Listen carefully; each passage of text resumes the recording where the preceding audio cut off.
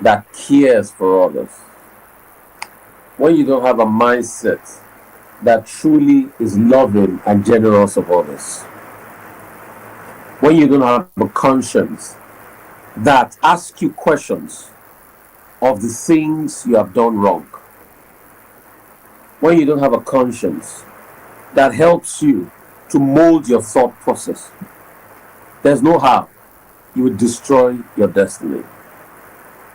One of the biggest problems with our Nigerian leaders today is lack of conscience. They don't just have the conscience.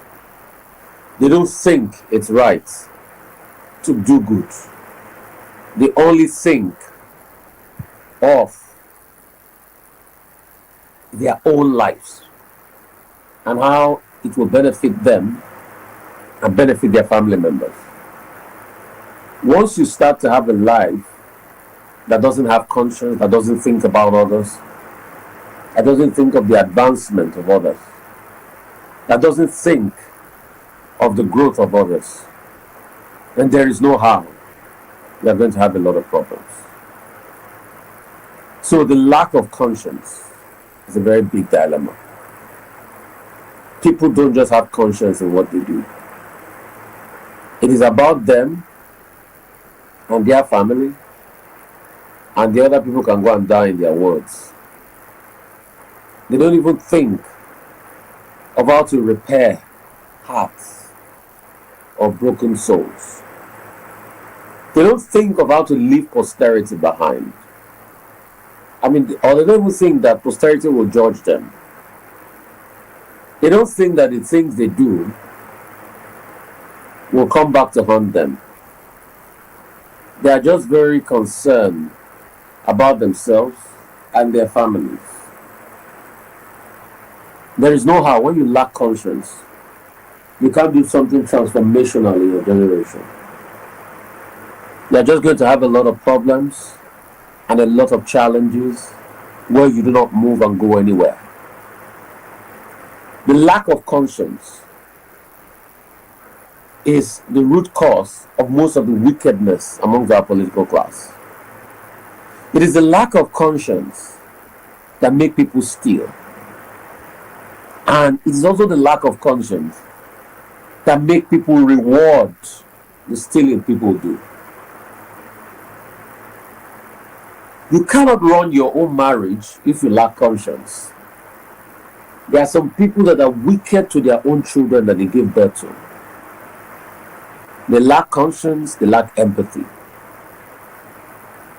There are some people, they claim they love others, but they are wicked to the people they claim they love. You can't say that you have conscience and you love somebody and you're wicked and you say very terrible things to them. There is no way you can do that. Some people, they are sending messages they can't send to dogs to their husbands. And you are complaining that your husband doesn't love. How is he going to love you?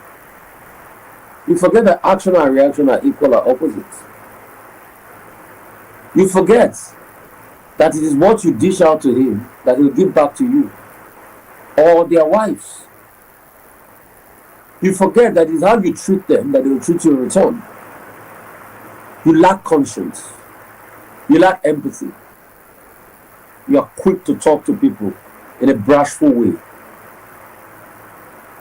You are quick to act like it's only you. You lack empathy. When you lack empathy like that, there's no how growth will come. There's no how development will come. You lack conscience.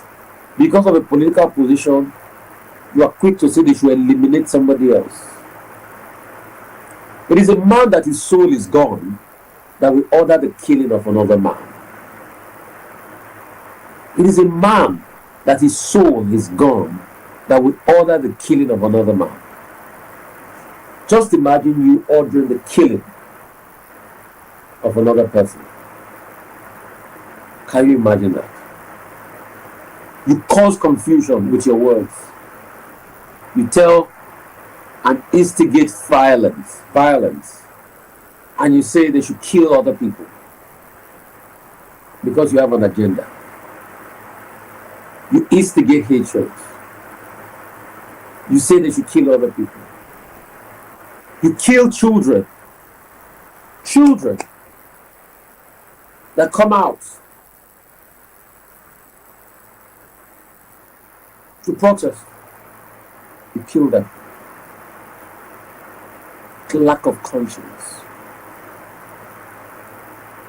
For you, your own power is more important than any other person. In fact, you tell people around you that your power, you are in power now, you don't know of tomorrow, that you will use your power. You forget that with great power comes great responsibility. You order the killing of another person. You say they abused you, so you order this killing. You lack conscience. There are too many people that lack that conscience. And you cannot grow when you lack conscience. Conscience is a wound. It's constantly there. It's a barometer that stares at you. That tells you who you are. The moment you do not take it seriously, there is no harm. You make mistakes.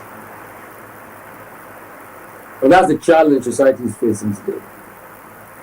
We are making way too many mistakes because we lack conscience. We lack empathy. We lack love.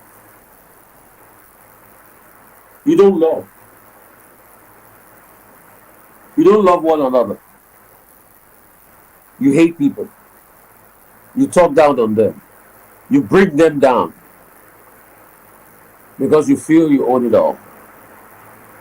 You don't own it all.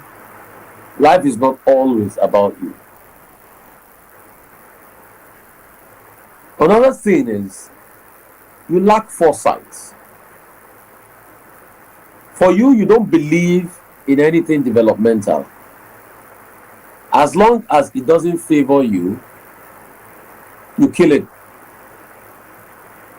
There are many government projects today that have been killed because the leaders lack foresight. Look at Federal Secretariat in Ikoyi. That place could have been a real piece of real estate. But what is there today? Many dead capital everywhere in Nigeria. But people sit on government property because they are leaders and they lack foresight. And they think everything belongs to them. Nothing belongs to you. You came empty-handed to the world. Tell me what you brought to the world. Nothing. And you will go back with nothing. So if you know that, why lack foresight so much that you don't allow things succeed because your share is not there? A contractor comes to do a project. You will not allow it to succeed because he has not factored in your share of the money. And you think you're smart? No, you're not smart. You just lack foresight. And the truth is, when you lack foresight, society is destroyed. You have money to do a government contract. You don't do it, you eat the money. People die on those roads every day. You lack foresight. You lack foresight. Because if you actually did that project, executed that project you were given, do you know how many people's life will be saved? But because you lack foresight, it's always about you. For you, if they do not take you into cognizance, nothing will work. For you, if you go to that party and you're not recognized, the party must not start. Life is not about you. This life you see was already on before you were born. After you are long gone, this life will continue. So if you think that you have it all, just remember you're about passing in time. And in the end, you will die. And maximum, if people remember you for the next 100 years, you are lucky. 200 years, you are lucky. If they remember you forever, you must have done something good. But in the end, it's not the way I think they used to talk about you before, they'll still talk about you. So once you know that, why behaving like everything surrounds you in life? A lot of you lack foresight. You destroy other people's lives because it doesn't favor you. You abuse people because it doesn't favor you. A lot of our leaders lack foresight. They don't think, they can't think. They can't innovate. They can't do anything good in their lives.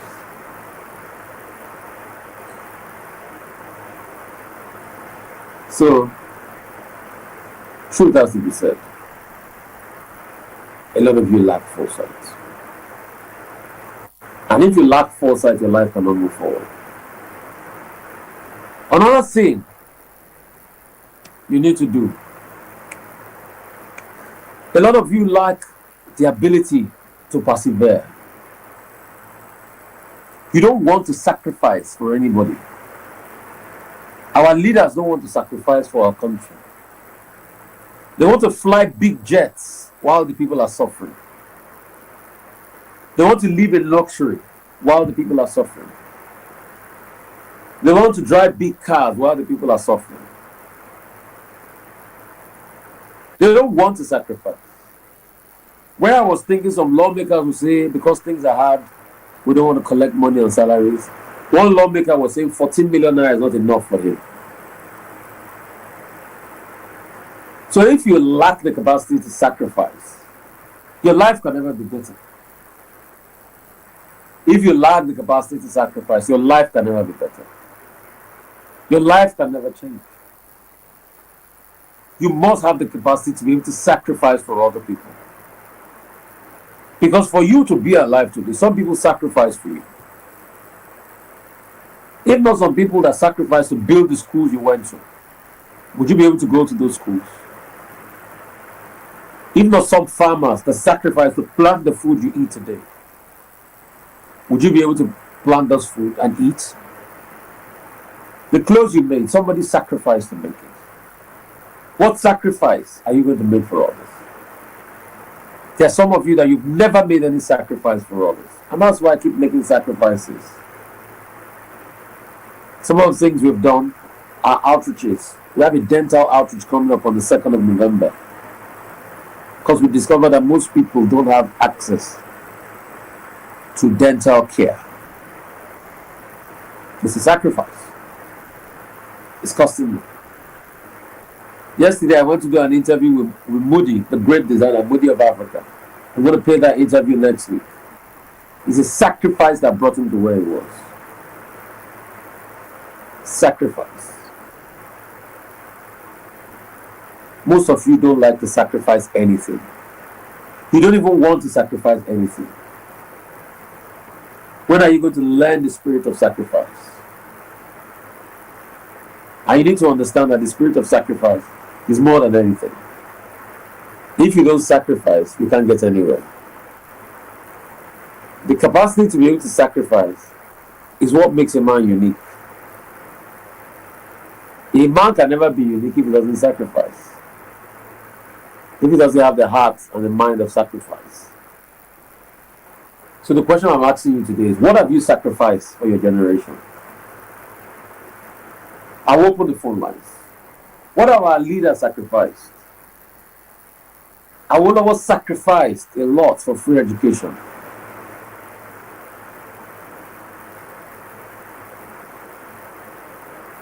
Awolowo sacrificed for free education. That's why Awolowo is still being talked about. And there's a book that's coming out in 2-3 years from now, written by Dr. Yemi Ogubi of Awolowo. You hardly have leaders that want to sacrifice in them. So please, have a heart of sacrifice. Have a mindset of sacrifice. We'll take some call this Sunday morning. It's going to be a series, and I'm going to be preaching this series till the end of the year. Things that impede destiny.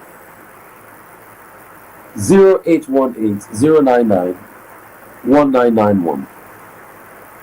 0818-099-1991. The sermon is about things that impede destiny. 0818-099-1991. 0818-099-1991. Things that impede destiny. I talked about conscience. I talked about foresight. I talked about sacrifice. Hello, how are you? Good morning, Mr. Rufa. How are you? Bless you so much. What's your name? Where are you calling from? Yeah, my name is Manjem Pharmaceutics. I'm calling from Abuja. Manjem, great to have you. It's always good partnering with you. How is your outreach program for those in prison going? Yes, by the grace of God, we thank God we are making progress. And we are I posted it on my page as a partnership for you. I'm sure you got some love being shared to you. I posted it on my page, on my social media. Yes. I really appreciate that.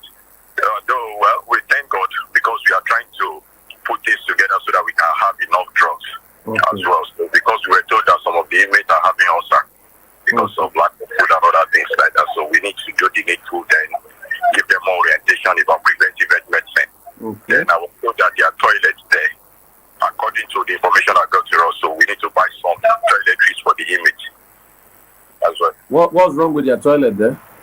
They said sometimes, because of the pools inside their socket, that it was something happened that they were unable to renovate it.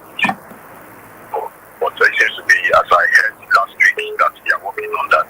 So the whole prison is congested, seriously. Okay.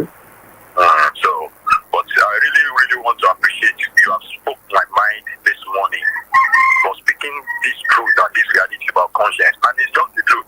The lack of sacrifice is what that brought majority of our leaders to this problem we find ourselves. Look at what you said. I was even watching live program. One of the senators said 14 million is not enough. Can you imagine? Lack of sacrifice. Lack of sacrifice, because one thing is that, and sir, I want everybody to understand this. You will see that majority of those so-called leaders, political class, they go to church, they go to mosque, but they are not following what the scripture is saying, because one, their conscience is dead. Because if you have conscience, you will fear God. When they don't fear God, they see that everything should just be themselves, acquiring more wealth, and thank God they are not going back with anything. Yes. Look at the projects that God has been using you to reach out. Look at one of our partners in the United States. I've never seen him before. I knew him through your platform, Mr. Johnson. Now he said we should put up a write-up. He's going to send it to some churches in the U.S. on the behalf of our behalf. So this is a sacrifice. This is someone that has never seen him. Even you, I just saw you only on videos. We have never met. But look at his time, your commitment, patriotism, and empathy you have for humanity. And I pray God will continue to uphold you, Mr. Adwa. You are going places and no enemy will prevail over your life. Amen. You will succeed. Amen. So give us your number again so that people can reach you more, so that you can be part of this prison ministry, because I am also in partnership with. That's why I'm saying let's support it. Your number. Sir, I want to use it to one thing again. Outside your platform, I know that you are a man who has the policies, and I respect your integrity for that. But beyond that, I still believe, because everyone, because of this your program, I share it to many of my friends on Facebook. They follow you, so you are so famous and people respect your personality. But based on that ground, I still believe that there are still some people you can speak to on our behalf, not only on your platform. I'm not trying to, but I know what you are up to. So that we can, the cost of things is too expensive, my dear brother. Can you imagine only one card of Artimitem is 4,000 naira in Abuja here, one card. And we are looking at about 1,000 images. So one card of what is 4,000 naira? Artimitem, Lunat, drugs anti-malaria. Yeah. Yeah, 4,000 naira. You can make your investigation. Yeah. I know drugs are expensive now. 900 before. Yeah. Can you imagine how we could just look at it for 4,000 naira times? And this is one thing about me going out switch for mostly for image and less privilege. Everyone will always have a complaint. Which company manufactures that emitter? Can we write to them so that they can give us packs of that emitter so that we can give to prisoners? Can you write to them? No, I don't. You know, we have different companies in Nigeria that they produce it, because I can't write to them. You know, okay, what you would do is please write an open letter to all the manufacturers of malaria drugs. Okay, I will put it on my social media and I would say, and you can put your contact number there. Send it to me so that if they are interested, they can call us up. You know, so that at least we can get malaria drugs. Because I need a lot of malaria drugs. To get a lot of malaria drugs for outreach, and drugs have increased in price. Especially us that do many outreaches. Drugs have increased. Even foodstuff have increased in price. Foodstuff has increased in price. Okay, we are getting, even though if it's 1.5 bag of rice, we are going to prepare. We can manage that for them. But that of drugs, I know majority of them are sick because of mosquito bites in the prison. I know, and the thing about food now is that beans too is expensive. Maybe we can do swallow for them also. You know, maybe we can mix it up, because since rice is too expensive now. Because in most of the countries now, what we can do, probably we can mix rice, or I don't know if they eat a lot of fufu in that area. Then we could just mix it up with swallow. You know. Yes. Okay, if it is something like semo, or semo. Yes, semo or anything. You know, one thing about image is that they don't reject anything that has to do with food. Yes, that's them for you. Some more and good stew, and if you can put fish. Because even today with most outreaches, like the one of the last outreach I did, we have to use fish because meat is not even expensive, the cost of meat. Yes, so we are going to use fish. We don't need to use meat because we can't afford it. A lot of projects on us, but we need to carry out this mission. So give us out your number here and let's see who can be interested. Okay, 090. Yeah. 66. Yes. 83. Yes. 36. Yes. 27. Okay, 090. so yeah. 66. 83. 36. 27. So that's my brother, which we are partnering for to go and feed inmates in the prison in Suleja. So we are getting resources as possible, you know, to ensure that we are able to feed inmates in the prison. Thank you so much, my brother Manjem. Thanks for that project. You know. I appreciate your support. And reaching out to all those communities. Like, we bless God. God is working. So, I mean, these are just the things we are doing. We're partnering with him. He's helping us feed prisoners in Suleja with his own foundation, Icon of Hope Foundation. And we're partnered with many foundations here to be able to do a lot of great work, feeding prisoners. In fact, we've done a lot of outreach in the north and partner with other foundations across board, you know, to be able to get all of this out there for people, feed prisoners, do social outreaches, give them food. In fact, we've done many communities in Nasarawa, and these are part of things we do on this Impact We Will Fire on Sunday, because we believe in bridging the gap in society, you know. And I'm also having the outreach, an outreach coming up somewhere. We just do, you know, dental outreach and all of that. So 0818-099-1991. That's the number to get us on. 0818-099-1991. That's the number to get us up on. We're getting more calls.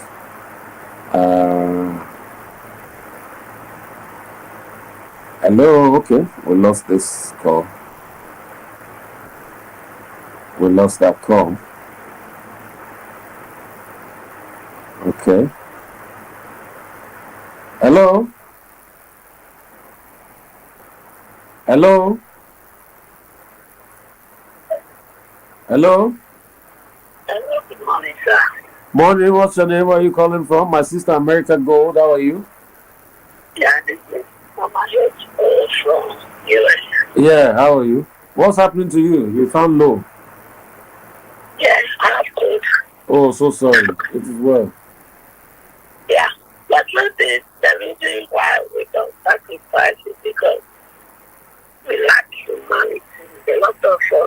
Yes. does not believe humanity is me.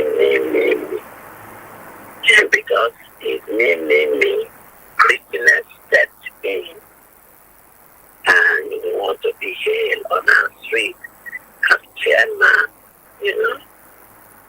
It's sometimes you wonder these people that call themselves His Excellency, honorable. Are they really honorable? Are they really excellent in their doing? And that is how we said to them today, leave your luxury, just take a trip to the mortuary and look at who you will become when you breathe your last breath. And go to the cemetery and look at the size of the grave. And look at how much things are you going to carry along with you when you finally end up there. Because one day is certain, naked will come, naked back going back. My mindset changed about why the day when I was working in a nursing home. And I see people pass away. And when they're moving them out, they only left with that cloth they put on them. I have seen people come to that nursing home for my government. And I discovered they only come with 2 suitcases. And the 2 suitcases only got a few of their clothes and their family picture. And when they passed away, in most cases, the family did not come for those items. So they all end in the trash can. And I asked myself, so this is the end of life. That's it. So please, I want to speak to us today as a people from that country called Nigeria. For us to stop this craziness of looting and corruption. Go to the mortuary. Go there and see the end of you. Go to the graveyard and see the end of you. Because one thing is certain, naked we came into this world, naked we are going back. We pray for God to come and help us. God is not coming down. God needs you. God needs me. God needs every one of us to feel that country. Because it is one way or the other we have to settle what has made that country to become what it is today. So Nigeria, there is nothing wrong with the country Nigeria. What is wrong is we Nigeria that made that country to become a mess today. Thank you so much. That would deliberately make up our mind to fix it. Thank you and God bless. God bless you so much. I mean, you hear what you said? Go to the hospital. Go to the funeral homes and see that with all the wealth, you're not taking it anywhere. So why is it that you lack conscience? You lack empathy? Why is it that you think you're not going to die again? Why is it that you think the world revolves around you? So you need to be careful. The world will move on after you. Life will move on after you. It is what you do and you leave behind that will be the order of the day in life. So you need to be careful. You really need to be careful. You really need to be careful. We'll take a couple of calls more. 0818-099-1991. We'll take like 3, 4, 5 calls more. We'll start to wrap things up. We have a lot to play today. Hello, how are you? Good morning. Morning, what's your name? Where are you calling from? It's fine from Sulela. Great to have you. Talk to me. Happy Sunday. Happy Sunday to you.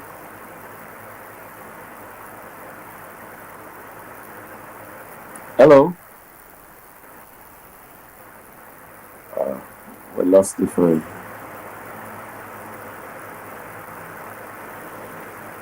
So 0818-099-1991. 0818-099-1991. Also, we're going to be playing 2 sermons after. Hello, how are you? Hello? Hello?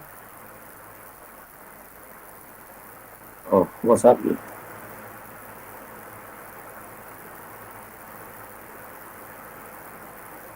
Hello?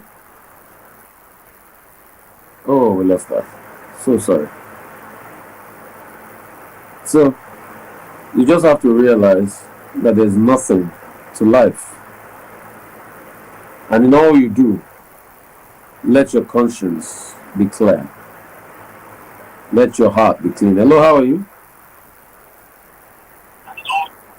Hello? Hello, good morning. Morning, what's your name? Where are you calling from? My name is Kenneth. I'm calling from Owerri, precisely. Okay, talk to me, my brother. So, listening to you this morning, I got refreshed. So it's opened my mind. Actually, we have such a bad leaders that have entered this country in a bad shape. First and foremost, I read a post made by Mr. Ibokwe, Nigerian Ibokwe, when he made some quotes that a country with most brilliant people on earth have their currency was performing. But he is the core supporter of president. No, we lost that. Lost that. You have to call us back. 0818-099-1991. 0818-099-1991. Call us up on this phone lines. Like we said, we have to do a lot of impact work today. And if thank God is listening to me, I would like us to do two things. Play the first message that I sent to you, thank God, from, if you can get it, I think Professor Lumumba has some great insights on Africa. And I want you to play another tape. I think you should play some solutions to Nigeria's problem, where I talked about IMF and World Bank. It's a very important tape, but I want a lot of people to listen to it on the radio. I made it yesterday on my Instagram. I want you to play that from 9:45 a.m., around this time. Hello, how are you? Hello, can you hear me now? Bless you, my brother. Go ahead. So sorry about that. All right. Okay, it's about we had a coordinator will be leaving also this week. Eh? We are going to mix our meeting already. We talked about Mary, and now her prophet, father. I pray that God will give us somebody that will do more than her as well. She has taken this nation to another level. Her professionalism is top notch. Yeah. She handles people as in she's.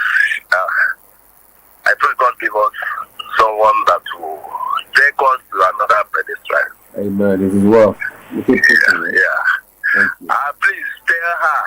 I'll try to call as much as I can. I can't get through during the morning program.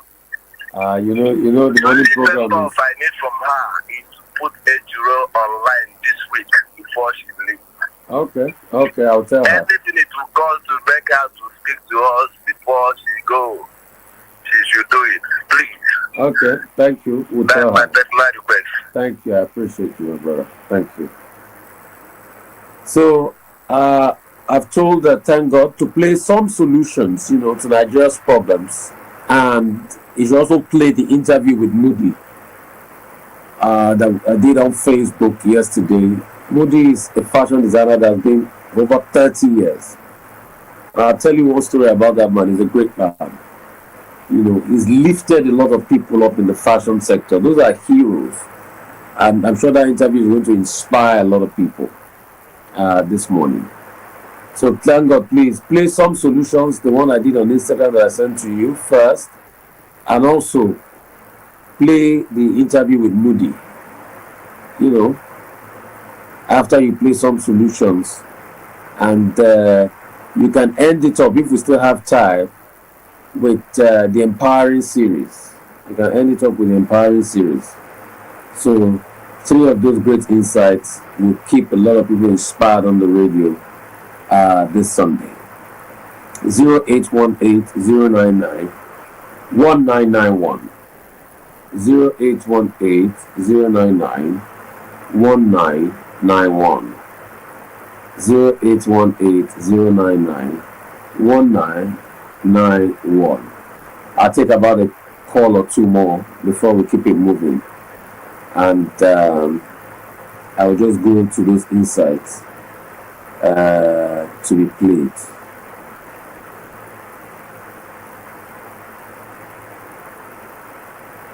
Zero 1991. I talked about three very important things today. I talked about people that lack conscience. I talked about people that lack foresight. And I talk about people that lack the ability to sacrifice. Those are the things that take the destiny of a man away from the man. This is going to be my final call. Hello, how are you? Hello? Hello? Wow. No, something's wrong with the phone lines today.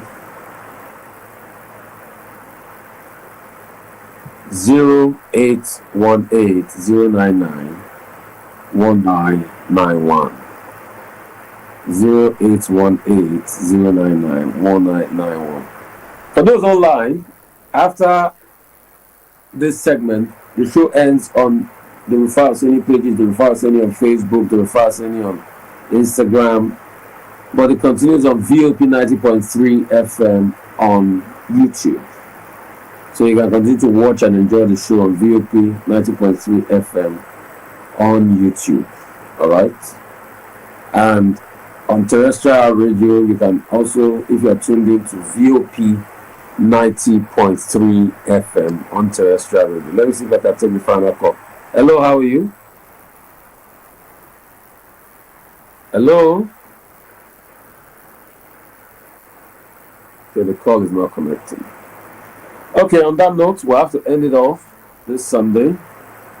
The show now will continue on VOP 90.3 FM on YouTube or on terrestrial radio 90.3 FM. Just type in 90.3 FM into your radio dial on terrestrial radio. Or if you're on YouTube, just type in VOP 90.3 FM on YouTube. VOP 90.3 FM on YouTube. Or VOP 90.3 on terrestrial radio.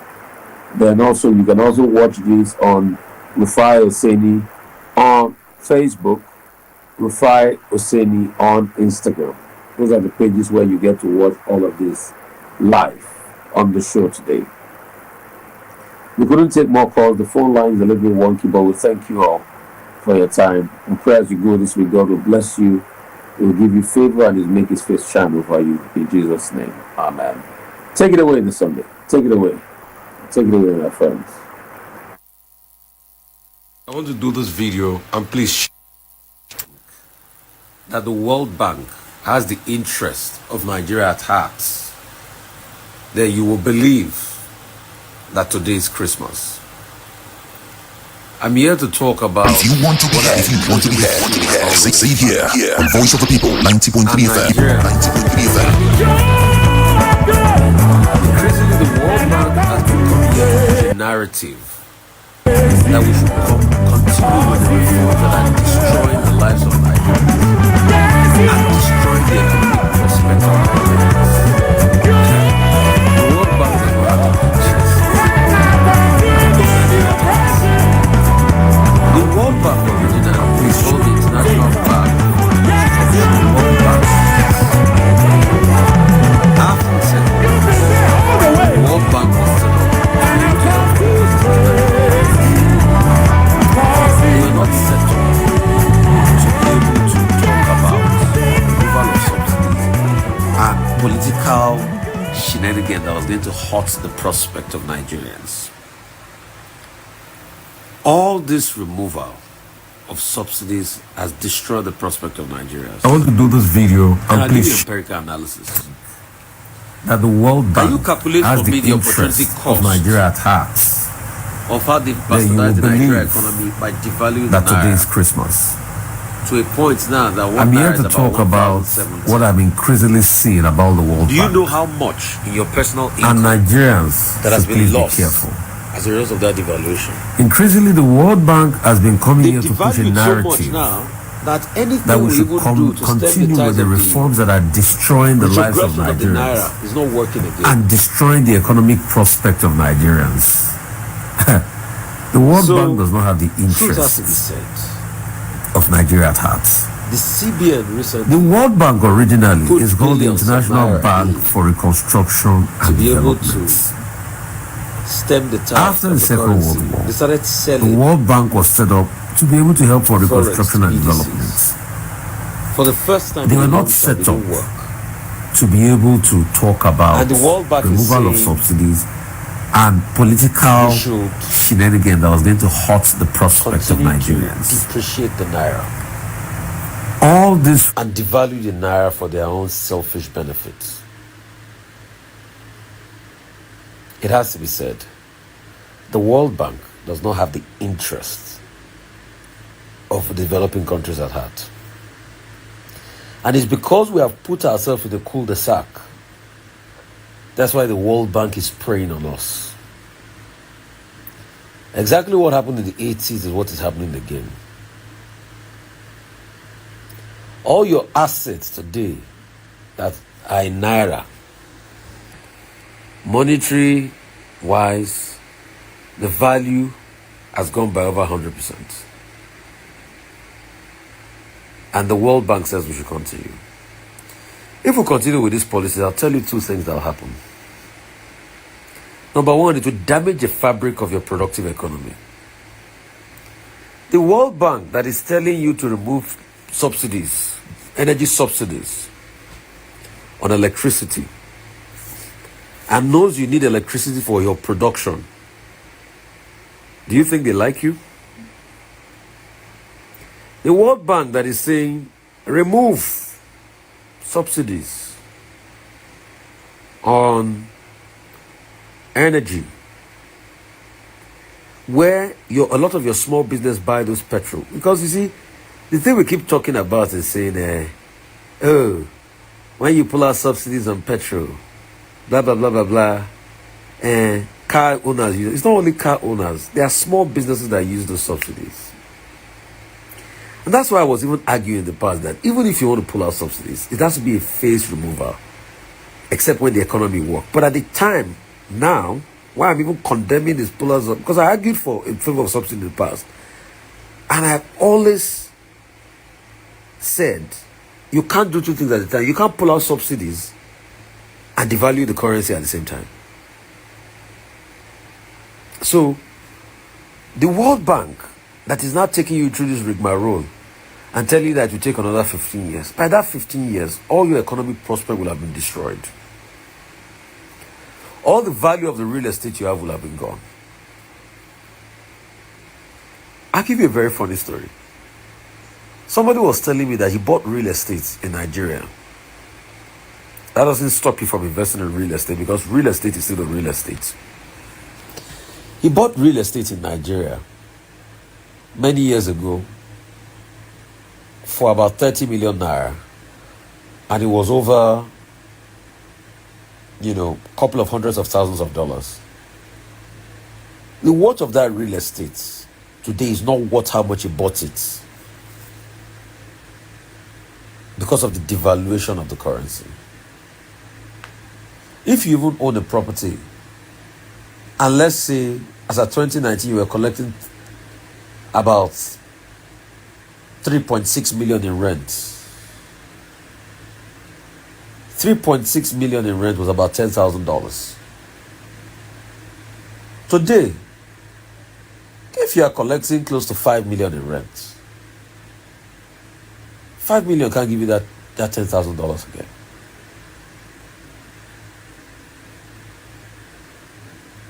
Yes. 5 million can't give you that $10,000 again. So, when the World Bank keeps deceiving most of our Bretton Woods textbook economists, and they're defending the World Bank, we should tell them that This is not going to augur well for Nigerians. What we should do is this: adopt a Keynesian model. Set a roadmap to invest heavily in production. What are production? Value addition to agricultural produce. Set a roadmap not to just produce food, but add value to food and exports. We have about over 16 million hectares of arable land. If you can target cultivation of another 10, 20 million, 20 million, and not just cultivate, look for crops that has areas of comparative advantage. Jatropha. They use a lot of jatropha in energy. Cultivate crops that have comparative advantage. When you cultivate those crops, use them to be able to help the economy. Use them to be able to help the economy. Food crops and all of that. Use them to be able to help the economy. Jatropha, the seeds can be crushed. Jatropha oil can be used to produce high quality biofuel or biodiesel that can be used in a standard diesel car. Jatropha. It's one crop that we need to look into. Just go ahead and say uses of jatropha.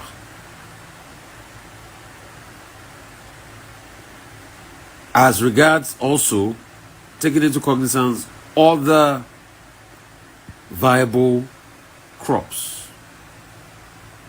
and seeds, but also process them.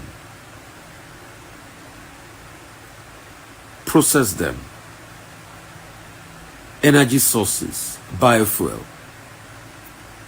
and all of that. Invest in research. Set up research arm. Invest in services and tech. I've always said set up tech firms in every local government area, 774 of the Federation.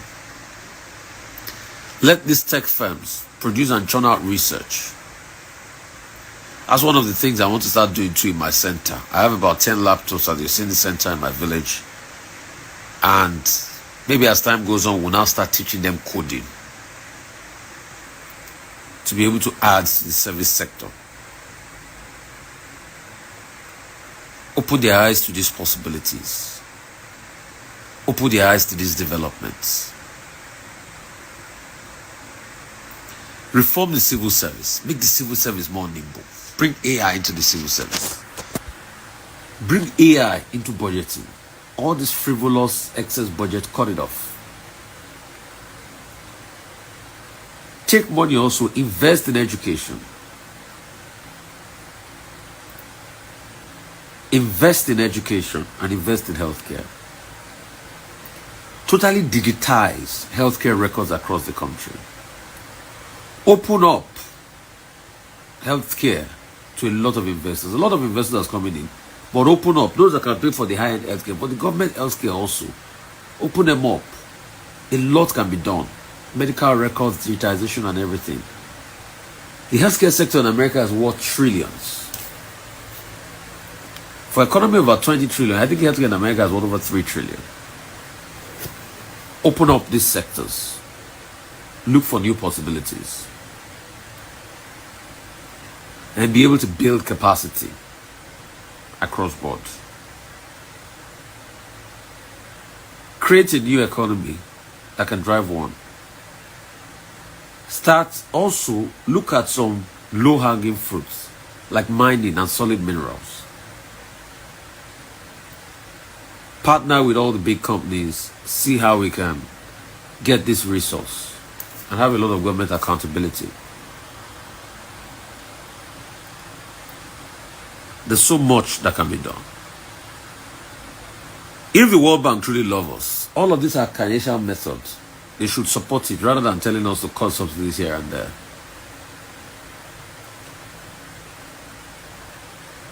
Also, eliminate the corruption in the subsidy regime.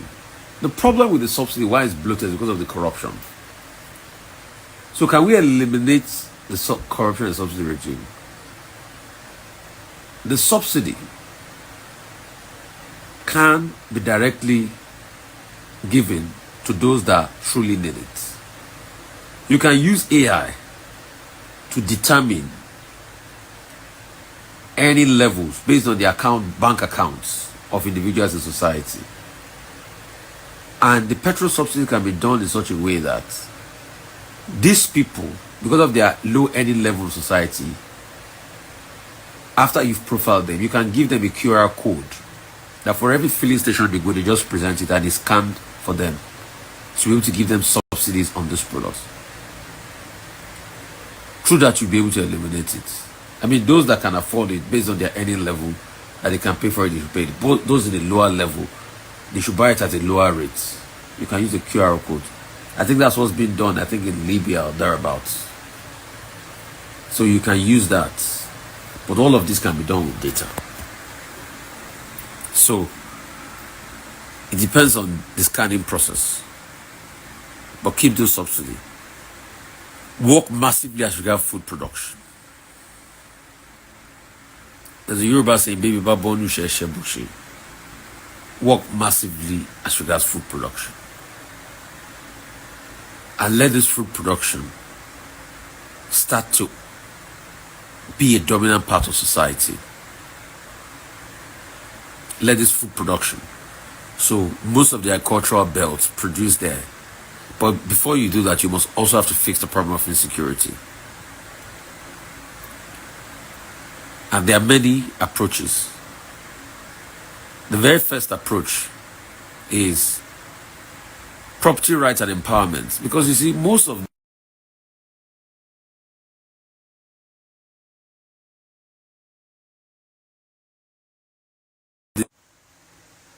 and they have bad people that support them. So bring about economic empowerment so that those people will not be relying on the bandits and the evil economy to thrive. And when you do that, then you can start to ease off. That's like the carrot and stick approach. Start to ease off all the political challenges in those areas.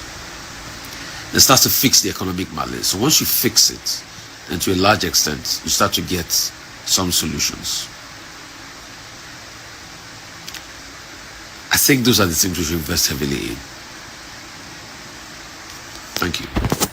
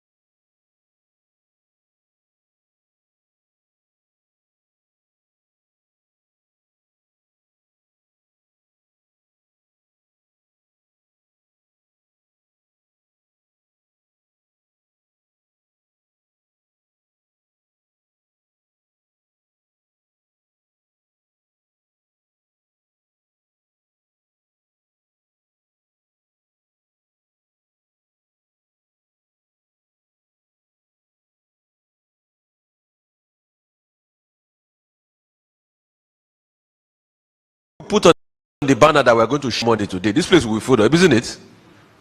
Isn't it? Yeah, people want to come and pick money, 15,000, isn't it? 20,000. You pick it and put it in your pocket. That will give you a meal for 5 days. After 5 days, what next? It is the values that keep you going on in life. It is not the inheritance of your parents that you inherit. It is the values that they give you that you inherit. I have seen daughters and sons of billionaires that have wasted what their father gave to them. There's a Yoruba saying that the child we gave birth to and we don't teach will take the home that we built and sell it. So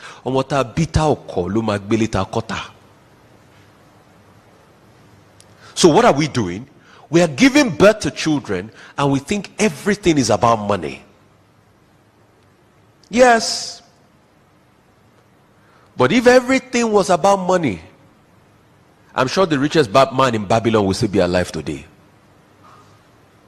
Because he was rich and he'll be able to buy life. You see, you know why I don't respect rich people? Please show me one rich man that can use money to buy life. If you have so much money, buy life. Once you can buy life, yes, I respect you. As long as your money cannot buy life, then money is not the most important thing.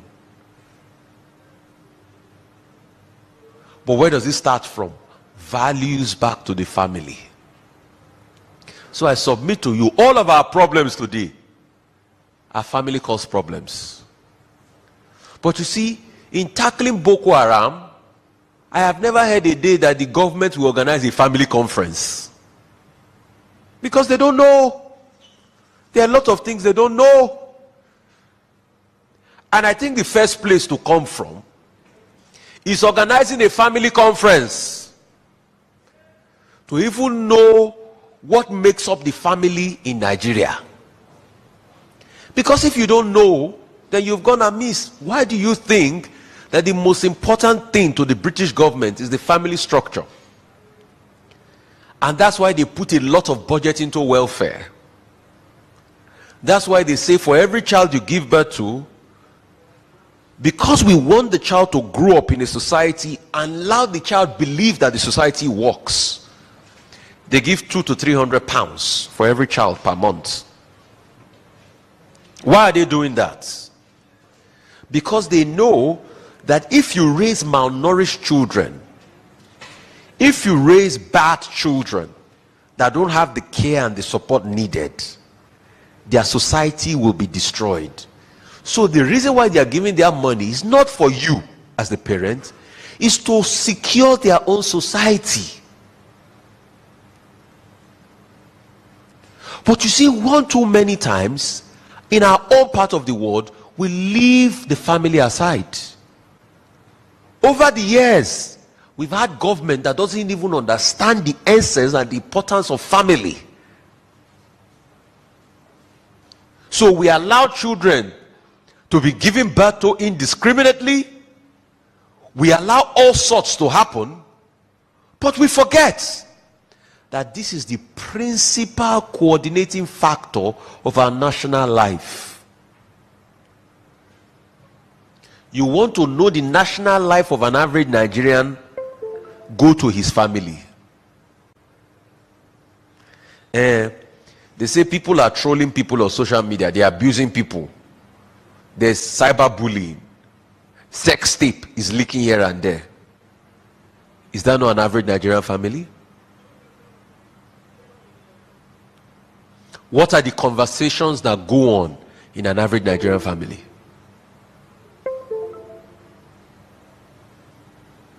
Do parents use occurrences as teachable moments for their children?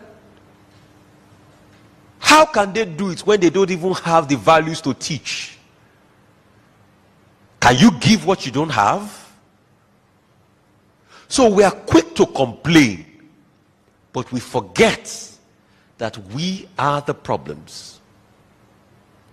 Do parents even plan for the birth of their own children? It is only in Nigeria as I hear people say, I have children by mistake, by accident. How would you even say that to yourself? That you have a child by mistake? By mistake. A full human being. You brought him to life by mistake. And it was a mistake. And you know, they say it proudly. You know, I was not supposed to have a second child. It was by mistake. And they even go further to say it, you know, we even tried to come out the belly, but you know, the baby just stayed. So you are bothered when the child has a mistaken life, but after you yourself admitted that the child was a mistake, and we don't correct the trends in society.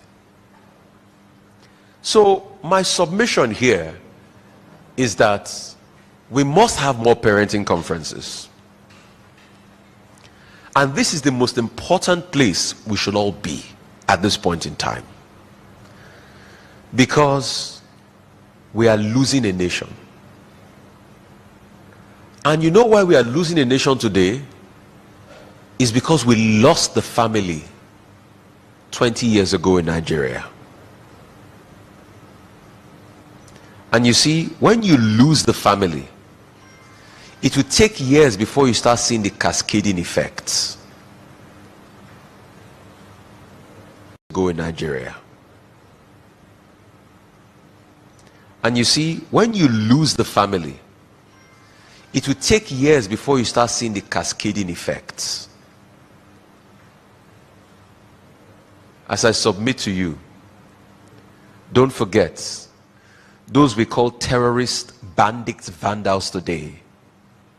Have you ever spared a thought and asked yourself, what families did they come from? God bless you.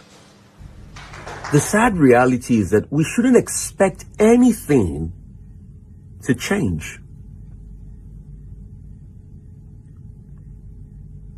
Because increasingly we are churning out more homeless children. More children that their parents are not taking responsibility for. And it will become a problem on the state in the future.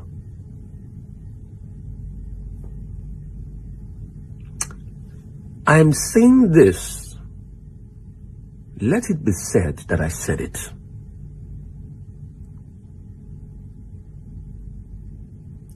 This is the time we need to have a national approach to parenting.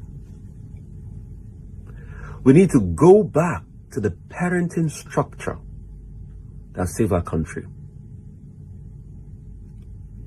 Even if it's to have a welfare system for families, I bet this is the time to do it. Even if it's to fund more education and social welfare, at least to be able to stabilize the heat and the economic pressure. You see, because until we fix our economy, which might take another couple of years, we need to be able to set up a social structure in place that stabilizes the structure, at least to allow for every child have a quality education. Quality education that is free to bring in inclusion up till about secondary school level, and probably incorporate an apprenticeship training so that when they leave, even if they don't go to university, they will have a skill, and that skill can be traded in the marketplace. See, I'm a very practical thinker. As at this point in time, people need skills. Not everybody might be able to get to university and get a PhD. If you want quick development, you need skills. That's where apprenticeship come in.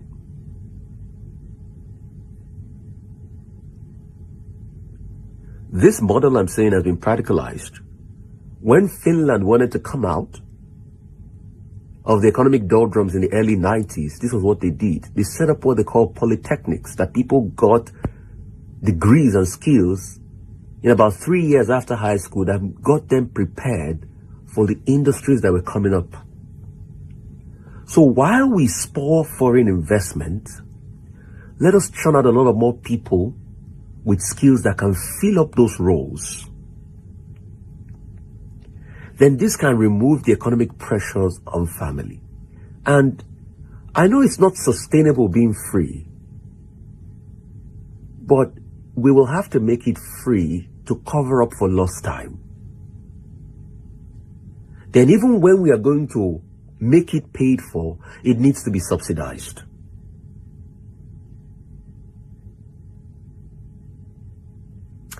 Because we have lost a lot of ground. And the things I'm telling you today, I'm not just raising an alarm. It is something that will help a great deal to reduce the pressures all over the country. You see, because all the pressures we're having, the agitations and everything, is because the family structure has failed, because of the crumbling of the economic prospects, and we are seeing the cascading effects. The things you are seeing today happened 20 years ago. Because you wonder, why will somebody carry a gun to kill another person for 10,000 naira, for 5,000 naira? It's because the family structure crumbled due to economics and other things.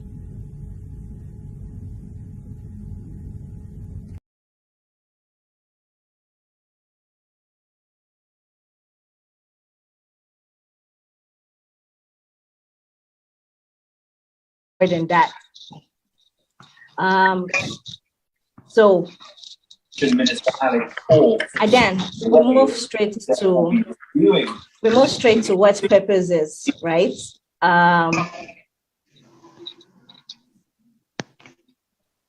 We move straight to what purpose is. Purpose is the reason why something to an extent exists, right? The reason why something exists. And for us as human beings, the reason why we're on earth. I've always grown up with this principle or with this mantra, you live not for yourself alone, but for others. And then when to an extent you have that mantra at the back of your mind, you're knowing that to an extent, you literally should show love to others. Then I move straight to what mission is. So mission to an extent is an important assignment given to you, right? It's either it has begun or it's in process. And as individuals, I always emphasize on the fact that you should see your mission in life as something created, designed and given to you by God. It's literally beyond you. So looking at it, the audacity of mission and purpose, there's one thing that to an extent helps and then guides us towards achieving our best life, and then that's vision. I also refer to some of the words that were always lingering in my head growing up, and then I remembered growing up, and then I have literally the definition of vision at the back of my mind, right? What is vision? Vision is a mental picture of a preferred future. So you might not be literally where you are, you might not be where you want to be, but you literally have a picture of what your tomorrow would look like. And so your joy, your happiness is literally dependent on the fact that you know that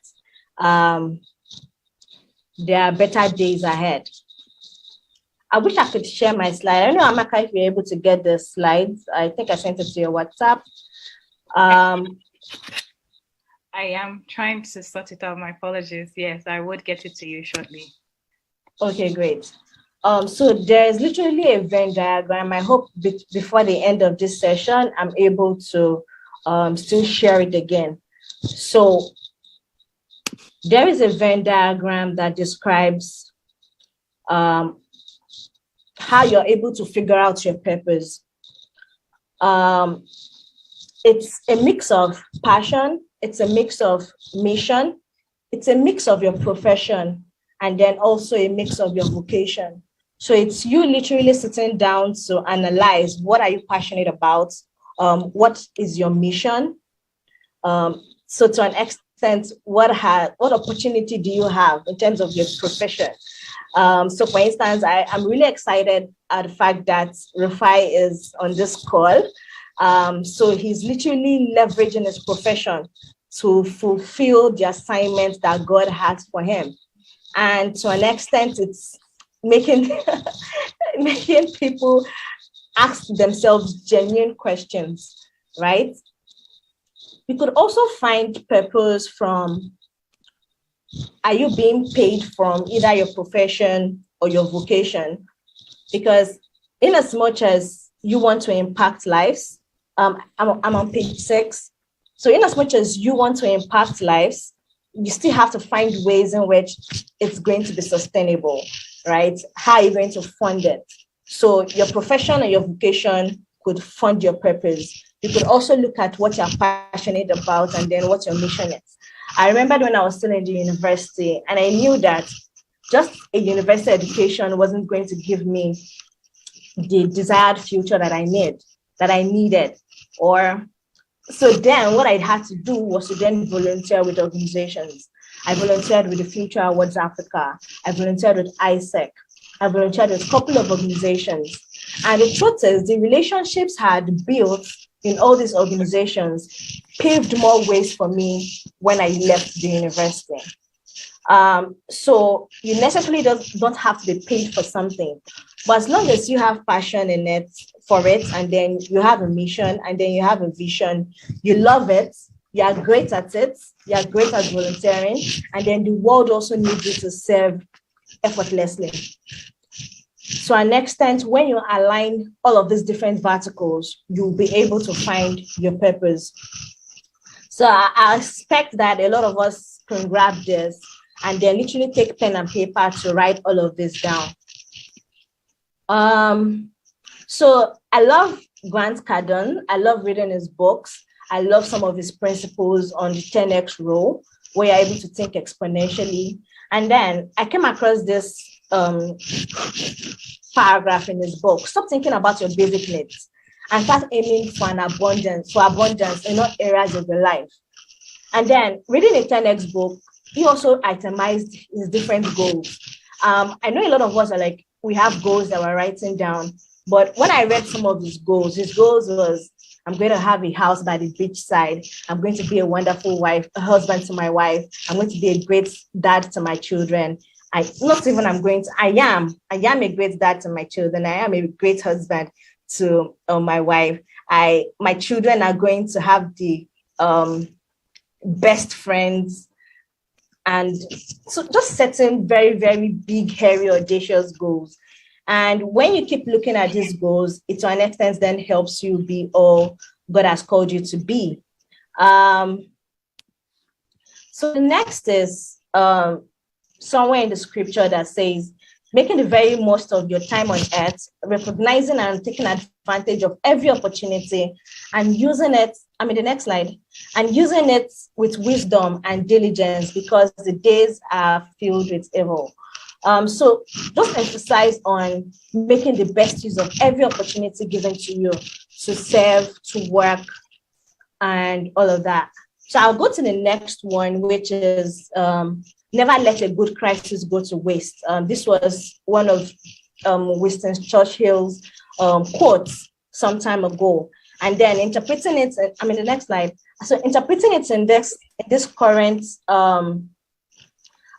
age is, irrespective of what has happened to you, don't play the victim mentality and blame some other person for your problem. Like you literally need to maximize everything that has happened to you, right? So for instance, you're working in an organization and then you're asked that your services are no longer needed. It's nobody's fault. You literally have to sit down and know what went wrong, forgive if need be, and then forgiveness to an extent then opens doors for more opportunities. And irrespective of what happened, you lost a loved one, never let a good crisis go to waste, right? You're down on cash. Think of innovative ways to make money. Next slide. Okay. So when we're looking at the powerful principles for impacting your generation and fulfilling destiny, there are different verticals. We're looking at your health, being very healthy. You're looking at wealth, being able to sustain your lifestyle, and then you're looking at spirituality. I'm not a proponent of go to church, go to mass, but be spiritual. Be spiritual meaning that you are serving God in truth and in spirit. You have your values and your principles guiding you. You give selflessly, you meditate and you pray, and you are grateful, irrespective of anything that has happened to you. The mere fact that you're alive is enough to be grateful for. And then when it comes to wealth, you look at education. Are you getting the necessary education that will give you a competitive advantage in this competitive world? Are you learning the skills of the future? The skills of the future are artificial intelligence, data science, programming, software dev, design, different skills that will make you relevant now and in the future. Are you networking, both physically and then virtually? LinkedIn is a very, very powerful tool for us to maximize. And then I'll just move straight to the health aspect. Exercise is key. I'm very, very, very inspired by, I hope Rufai will have an opportunity to share with us about the jumping jacks. It's very important for us to eat healthy, for us to drink a lot of water, for us to have our checkups. Like a lot of people will just slump and die for that. And that's to an extent what probably we're not taking note of some internal health challenges, and that's probably because we don't do a lot of checkups and all of that. And then back to wealth, I think relationships is critical to we being able to fulfill mission, because we have to literally be very intentional about building relationships. I mean, the next slide. So we're spiritual beings, right? So irrespective of what's happening in the physical, we should also consider the fact that we're spiritual beings. And then we can maximize our potential when we begin to understand ourselves. What is your routines daily? Do you wake up in the morning and just press your phone? Or do you wake up in the morning and just thank God for the gift of life and then plan your day? So you just have to be very intentional about it. The next slide is you're a child of God on a mission to change the world. So you were not born by mistake. You were born to impact lives. You are not born for you to eat rice in the morning and by the night. No, you are born to, you're a child of God on a mission to change the world. And you don't have to wait till you're able to change Nigeria, Africa, and whatever. Start from your immediate community. Start from being there for your friends and your loved one. The next slide is joy comes from an internal state of being. The ultimate source of happiness is within us, meaning that your joy cannot come from the fact that you have a beautiful relationship, you have a great job. All of those are add-ons, right? Joy comes from an internal state of being. And the ultimate source of happiness is within us. If you say you're happy, you're happy. If you say you're sad, you're going to be sad. So depending on what you want your mindset to phantom, you would. And I learned this a lot from Chude Jidanwa, also reading a lot of books from Dalai Lama and the late Archbishop Desmond Tutu. The next slide, blaming someone or something else may extend. The next one. So blaming someone or something else only extends how long you will be a victim or a slave. That's by Grant Cardone. Don't blame anyone for anything that has happened to you. Don't blame your parents for not giving birth to you in America. Don't blame anyone, because the longer you blame people for your current situation, the longer you continue to be a victim. And then that's literally not great for someone who has the audacity of mission and purpose. So the next slide is we're radiance of God's glory on the earth, right? We are, our bodies are the temple of God, right? Keep it holy, right? God has called you to take over territories for him. And you can't do that if you're not empowered. So if you have an idea in your head, birth it. If you have an answer to a problem, talk about it. If you have answers to difficult questions, talk about it, right? You are the salt of the earth, so add sweetness, and then you're also the light of the world. I could remember some time ago, I was working in an organization, and then my employer were in a meeting, and then my employer said, "No, yeah, you're the light of this company." And I'm like, I was like, no, not because you are fair, you are the light. Even till today, I don't know what he's talking about, but I just go back to the fact that the Bible said, the word of God said, we're the light to the world. So in your individual offices or shops or wherever, you have to be the light, meaning that you have to literally exume grace, and then you only exume grace through your intentional actions. So what is the empowered you? The empowered you, the next slide. So an empowered you is you living your best life, you being able to set goals, do not overspend, save for the future, save for your children. If not, your children will complain the complaint that you are complaining right now. Have multiple streams of income, be faithful, judicious at your full time, but at the same time, still think of how you can add value and people would pay you for it. Be a learning machine, read and educate yourself, avoid toxic relationships, be intentional about your relationships. Success is your responsibility, it's nobody's responsibility, because you literally have to have a mindset that your existence and your survival is based on how you're intentional about your success. You have to live for others, you have to believe in yourself. Watch and pray. Set audacious goals. 10x what seems impossible to others. It drives you to be focused. The next slide says, okay, after all of this, what is your resolve? I expect that everyone goes back to the drawing board and set goals for themselves, reach goals that seems impossible to others, become a learning machine, because you can't give what you don't have. So you have to constantly keep learning and developing yourself. I mean, the next slide is your resolve. So reach goals that seem impossible. My laptop, oh yeah, finally gone through. Go ahead, sorry. Okay. So find joy in your journey. Joy. Like, remember what I said earlier, that irrespective of anything that is happening, the fact that you are alive should just make you joyful. And do not be complacent. Do not be satisfied with the fact that you have a great job and then you think that's all that God has told you to do. There is more. All of us on this course, we're on a mission to take over territories, right? And then we do that by building character, staying disciplined, and then being consistent at whatsoever our mind tells us to do. So thank you very much.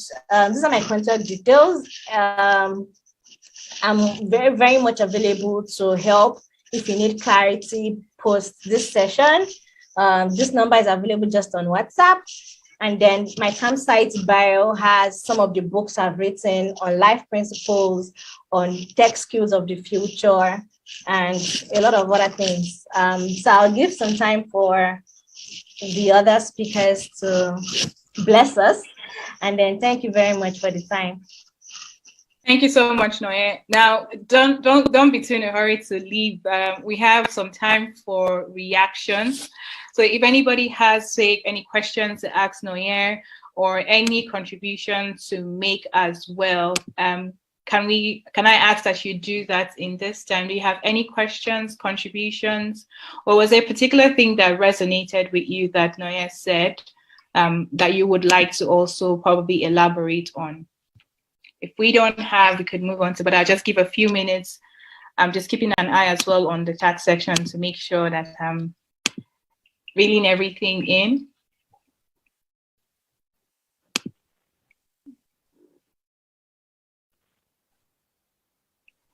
Okay, looks like we're going to go on to the next speaker. Hi, Dele. Is it possible to put your video on?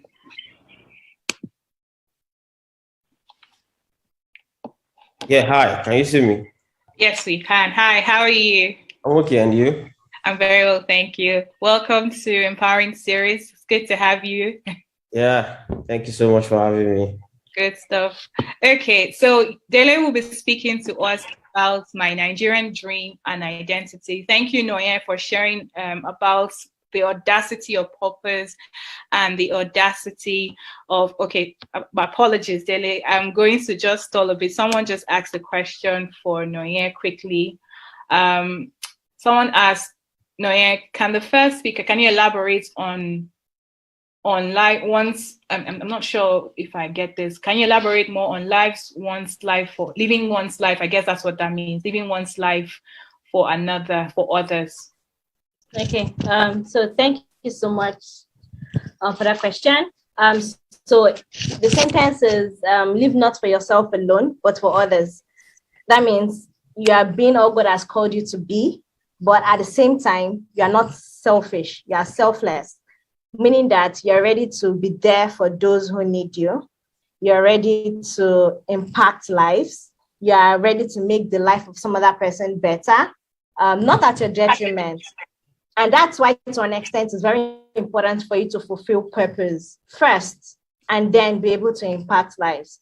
Because if you want to start impacting lives, probably by giving when you don't have, both of you might probably sink together. So that's why you literally have to fulfill purpose and then live not for yourself alone, but for others. Okay, Baba, I hope that clarified or answered your question.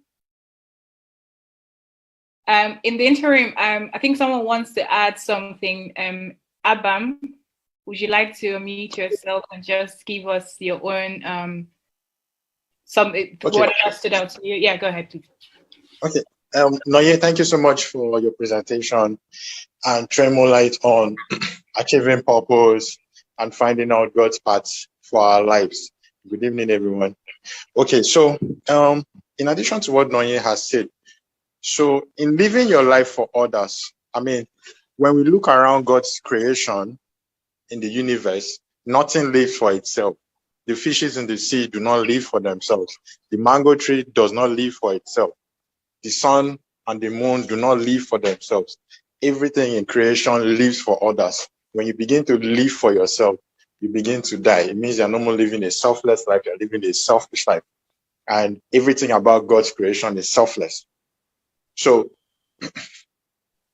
in addition to that, one of the things that would tell you if you're on the right path is, what is that thing that arrests your attention? What is that thing that when you go home, other people may pass by it, but it gives you sleepless nights? That is what God has called you to do. Is it children who are homeless?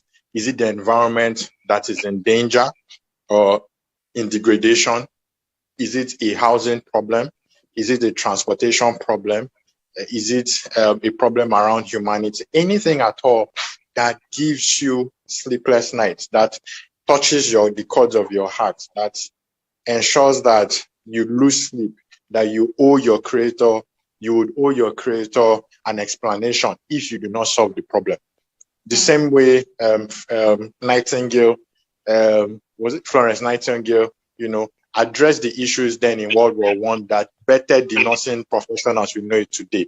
But most importantly, so where people get it wrong is something may be your calling, and you just jump into it. No, so there is process. Mm-hmm. So when God gives you an idea, you need to go to the back of the desert. You need to get the right skills. You need to know what is that thing. You need to get how to get prepared, okay, to launch into that calling. So you can see that even Jesus Christ, who is our example, was first of all a carpenter before he was a savior, because in the environment where he was trained, he needed to do something to feed himself. He needed to do something to save for that ultimate call. Do you get? So you see that David was a shepherd in the back of the desert before he became king. You see that Joseph was a kitchen tender. Joseph was a food provider before he became a food provider for the whole of Egypt. And you know, most of the times, these things, our calling happens. The Bible says that he that is faithful in little will be faithful in plenty. So you see that Joseph was always about people and hunger. Anytime his brothers were in much, Abam. Thank you for the insightful contribution. I think what you said that stood out to me is the place of process. Sometimes we forget that we want to go from 0 to 100 real quickly, but life is all about purpose. When also God calls you, he gives you roots. The roots he gives you is for you to be able to stand whatever challenges that would come, to enjoy whatever success, to have the character to enjoy whatever successes that would come. So thank you for highlighting that, and thank you so much, Noye, for the very insightful presentation as well. Now, just moving on swiftly, I moved to Dele to talk to us about the Nigerian dream and identity. Incidentally, I was just reviewing the polls that you have answered, and I see the hunger. 17 of us actually want to build this dream. We want to build this sustainable and impact-driven community for posterity. So that is a good thing. We hope that we can take something from this conversation and begin to actually reflect and come back again when we're called on to begin to do things that are actionable. 2 people don't know, 2 people want to japa, so no problem. We are all good. Dele, please, the floor is yours. Yeah, thank you so much, Amaka. Thank you for inviting me to this platform. Good evening, everyone. My name is Dele Bakari, founder at Find Worker and tech entrepreneur. So I guess we'll be talking about the Nigerian identity and dream. And by the way, wonderful presentation, Noye, and pleased to meet you again on this platform. Yeah, so for me, I think today we're really going to be talking about something that has concerned me over a while now, and it has really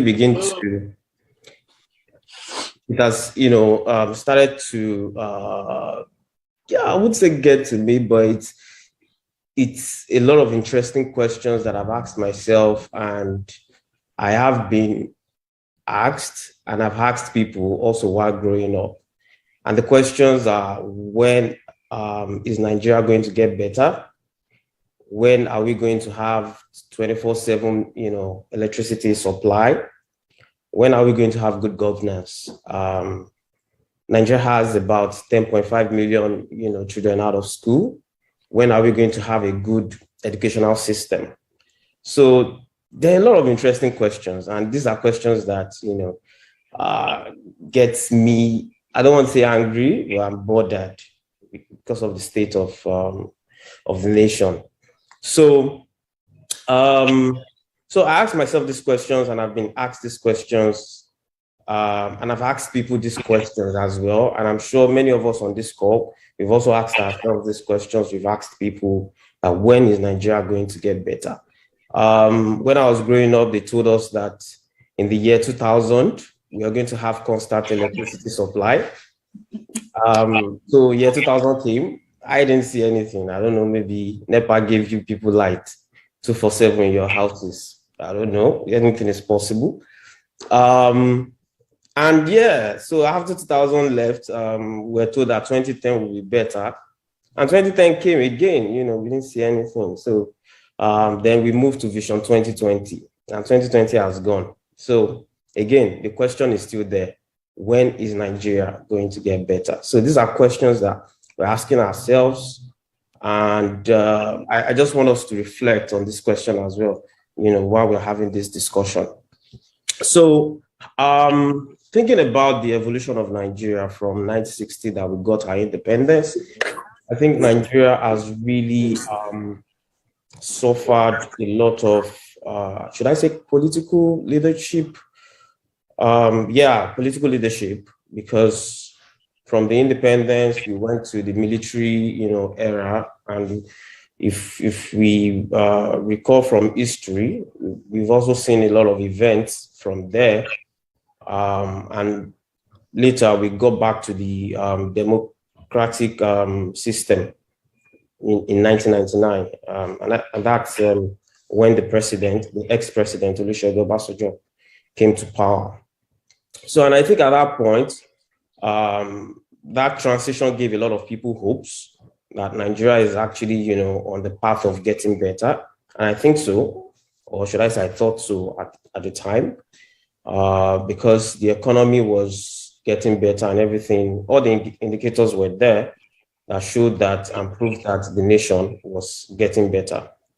But right now, where are we? I mean, what's happening to Nigeria? But then I think to answer that question, we need to answer the question, who is a Nigerian? And I know that being a Nigerian doesn't mean that you only know about jollof rice. I know, because that's the popular subject we all fight over on maybe Twitter or other social media platforms. Who is, jollof rice? Who makes the best jollof rice in Africa? Or, something like that. But the question right now is, who is actually a Nigerian? And of course, a citizen of Nigeria is a Nigerian, but we need to ask ourselves that critical question, that what makes myself or yourself a Nigerian? Is it our tradition? Is it our culture? Or could it be something else, that we all don't know? But one thing I do know is that we as Nigerians are very unique. Let's forget about the geographical location called Nigeria that Lord Lugard and his wife, I think Flora Shaw, gave or named as Nigeria. But we as a people, I think we're very unique. We're very competitive. We're very smart, and we are go-getters as Nigerians. So, but the issue of identity is really a problem, I think, for Nigeria, and I believe that is one of the fundamental issues that Nigeria has: the Nigerian identity. Who is a Nigerian? I know that over time, the government has rolled out different systems to identify people in the country. At some point, we had BVN for bank verification, which is bank verification number. We had NIN. We currently have NIN that people are registering for, to also be able to identify themselves as a Nigerian. But the question is that becoming successful, or is it successful?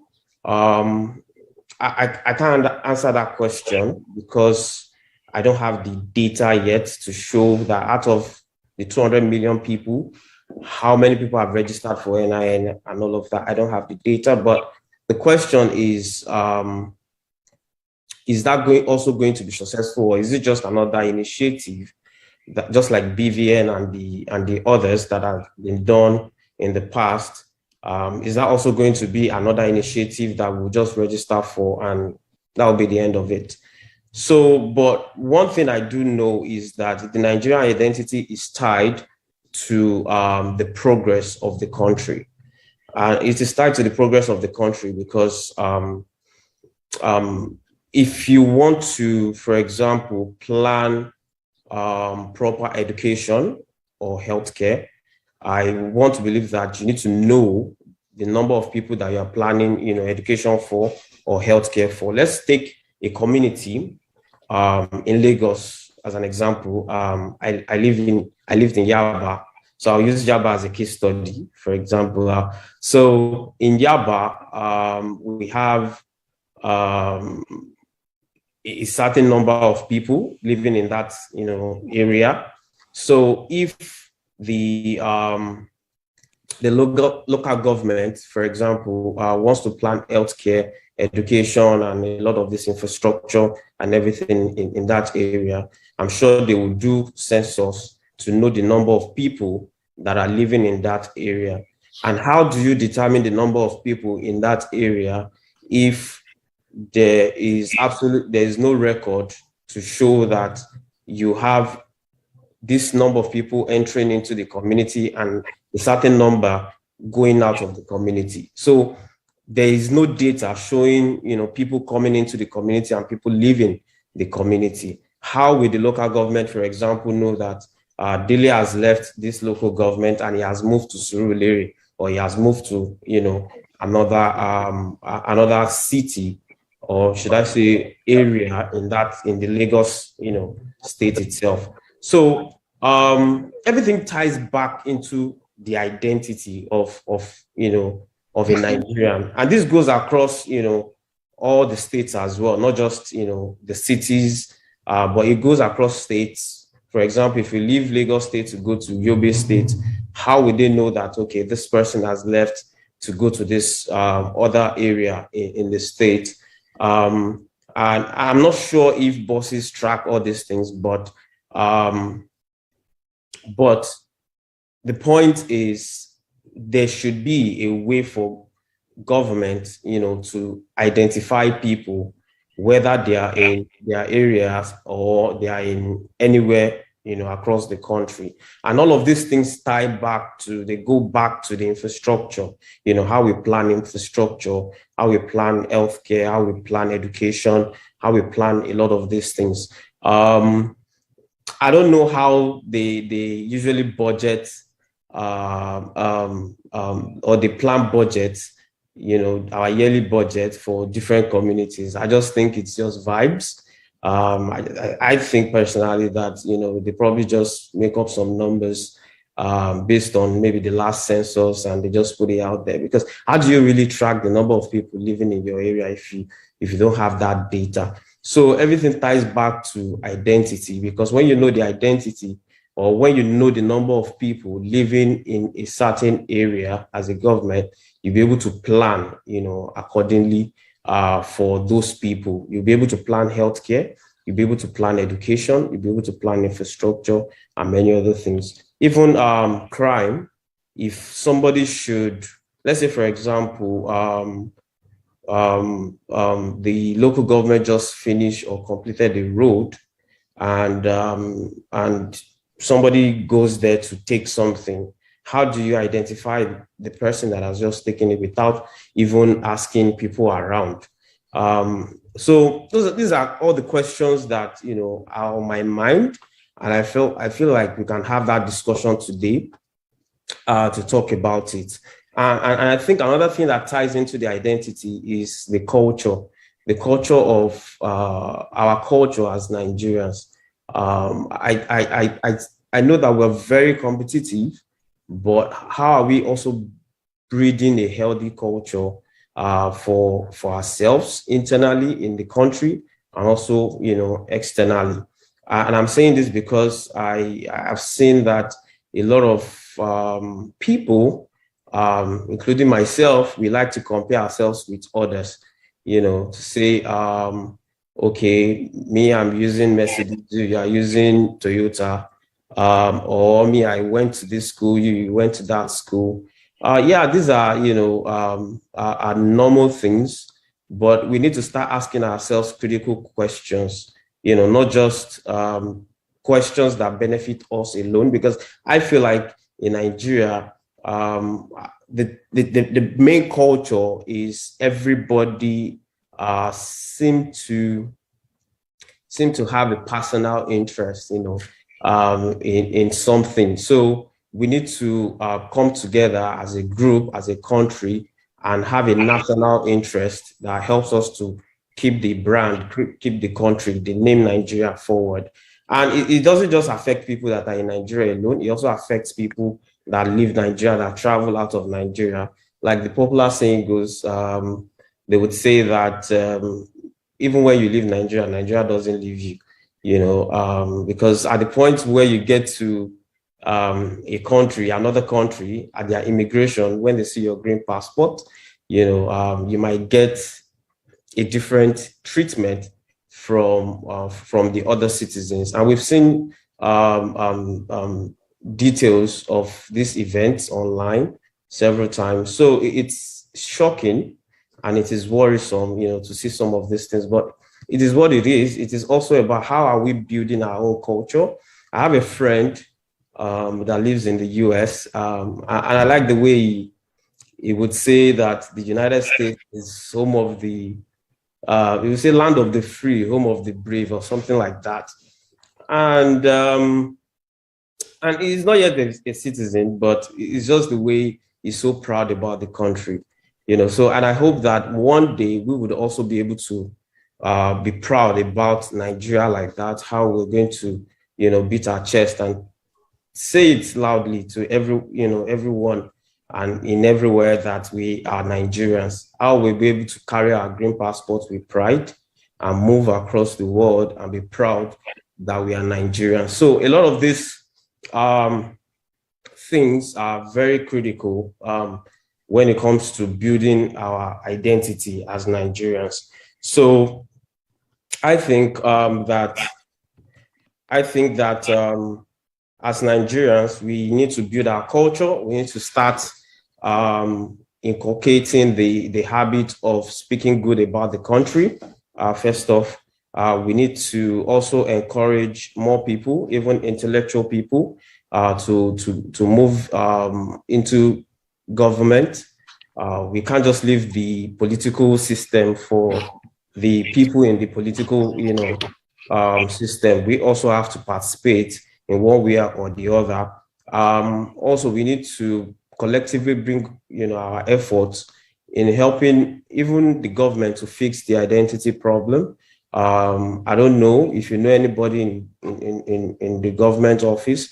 There are initiatives that can be done, like the one I mentioned earlier, where a city should have its own database of residents. And if you have a database of your residents, you'll be able to plan healthcare, you'll be able to plan infrastructure, you'll be able to plan things for them. And imagine that every community or every city in Nigeria has this, system. I'm sure it will be very easy to plan, things, to plan infrastructure for the citizens of Nigeria. So I think, when it comes to, I think I've spoken enough about the Nigerian identity, but our dreams really is to see, my personal dream is to see a Nigeria where we are not comparing each other, we're not comparing ourselves in, using intangible things like, I passed my neighbor, I'm using a better car than you, or I went to better school than you. We are, we are working as a group. My dream about Nigeria is to see a Nigeria where you carry the green passport, you travel, and they treat you with respect. My dream about Nigeria is to see somebody, or is to have a group of people in power where they actually have the interest of the citizens at heart. And that also reminds me, 2023 election is coming, and I hope everyone on this call has gotten their own PVC, so that we can encourage and vote the right person into office. So it's one thing to talk about Nigeria, and Nigeria is this, Nigeria is that, on Twitter, on social media and all that. It's another thing to go out there and, use your PVC to vote who you think is competent enough to get into power. And I think that should be the discussion for 2023. It shouldn't be who deserves to be president, or from the north or from the south or from the east or from the west. It should be who is competent, to run the country. And that can only be possible if every one of us come together and we use our PVC to vote the right person into office. So speaking about the Nigerian identity, there's so much to talk about. There's so much to talk about, but I think if we can fix this fundamental problem of answering the question, who is a Nigerian, I think we would have a lot of solutions from there. For example, I just, just me thinking that somebody can just come from another country, get into the country, you can just walk into anywhere, create an account, or even maybe create a passport or something, So we need to really change the culture, of the Nigerian, person, or of a Nigerian or the Nigerian institution. So we need to change all this culture. We need to, and it starts with electing the right, person into office, the competent people who can help us to change these things. And it also starts with you and I, being intentional in whatever we do, that we need to do whatever makes Nigeria, that puts Nigeria on the global map, and it makes positive impact, to the name Nigeria. So, yeah, so I think that's what I have to say today. So for me, I think, so I apologize. When I talk about Nigeria, I get so angry, I get so happy, I get so emotional, and that's because of the way things are in the country. And it's because of the fact that I love the country, just like you guys also love the country. And I think that's why we're on this call. So I've spoken a lot about the identity. I think if we can get all of these things right, Nigeria will be back to where it should be. It will be back to where it should be. Recently, they banned flights, I think, from Africa because of COVID. And I was having a discussion with a friend, and he was saying that why wouldn't they ban flights from Africa? And I was like, what do you mean? And he was saying that, can your government actually say that this is the number of people that have been vaccinated? Can you trust that data? And I was weak, and all that. So, and that's because today we hear different kinds of information. Today is this information, tomorrow is that information, who is verifying the information, and so many things. So, and every problem goes back to the identity system. If you can know who, and if you can know everybody, everyone in Nigeria, you have their history, you have their data, you have all of those things that you can use to, plan their life for them, give them healthcare, education, and all those things. I think Nigeria will be back to where it should be. So at this point, I think I'll just welcome questions. I'll just welcome questions, and then we can take it from there. So thank you, everyone. I hope I've been able to strike some questions even in everybody, and that's the goal of this session for me. To be able to ask ourselves, how can Nigeria be better? And when will Nigeria be better? Will it be better in our lifetime, or will it be better in another generation? But I would like to see it in our lifetime. So, and if we want to see it in our lifetime, we need to start, not just asking questions. We need to start taking critical steps in ensuring that Nigeria is better in our lifetime. And the last question that we should work on really is asking ourselves, who is a Nigerian? Who is a Nigerian? Are you a Nigerian? If somebody comes into the country today and they walk into the whatever office, I'm sure they can also become a Nigerian. So who is a Nigerian? So let's fix that problem. Thank you so much. Thank you so much. Thank you so much, Dele, for your time. Thank you for this conversation as well. For me, I did take out some reflective questions that I would circle back to later on.